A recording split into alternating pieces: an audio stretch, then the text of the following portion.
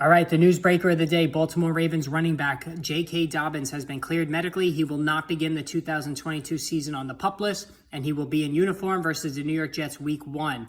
Just found out about an hour ago, this news came down that Dobbins, who tore his ACL and also his meniscus in a devastating knee injury last summer before even getting to Week 1, will be ready to go, as he said all along. Remember, Dobbins just a few weeks ago refuted Ian Rappaport of the NFL Network's report that he probably would begin the year on PUP and would be brought along slowly. Dobbins refuted that, has said he was making tremendous progress all along, and he gets validated with this news today. Now, from a fantasy football perspective, especially in standard leagues, like I noted, you need to bump Dobbins up. He's going to be the primary ball carrier. We still don't know about Gus Edwards, if he's going to be able to start on time.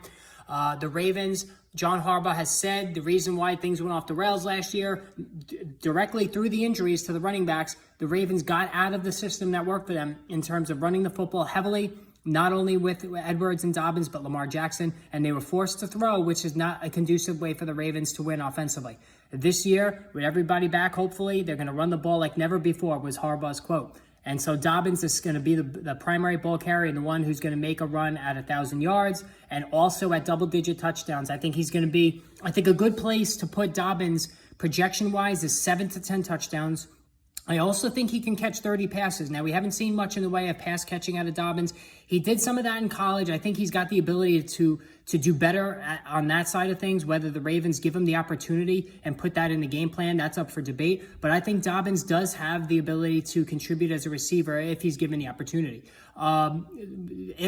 Since we don't have that as part of the equation yet, statistically, I think the safe bet is to put Dobbins down as a flex in PPR leagues, a lower tier running back 2 at best in standard, a high-end flex in standard. Again, this is good news that he's going to be available for Week 1. So I personally bumped Dobbins up to running back 21.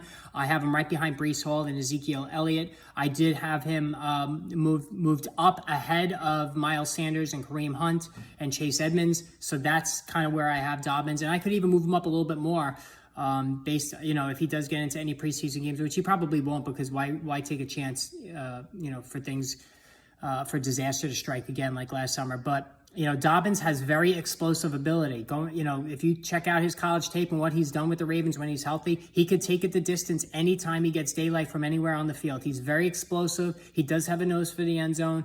But the only thing holding him back in PPR leagues is the lack of pass receptions. But again, I still think he can help there if given the chance. So there you have it. If you don't already subscribe to the channel, hit the subscribe button, hit the notification button so you know whenever I post new videos or I go live. Football Friday starts this week, every Friday. Going to take your questions, update all the injuries, all the main storylines going into each week of the season. We'll be discussing the Thursday preseason games if there's any injuries that come out of that this week on Friday. So make sure you subscribe. Also, Twitter @RotoBoss. That way you can, even get another outlet for me in terms of, news breaking items that I'm going to post as soon as they come down and all that other good stuff. So again, until we talk soon, take care, everybody.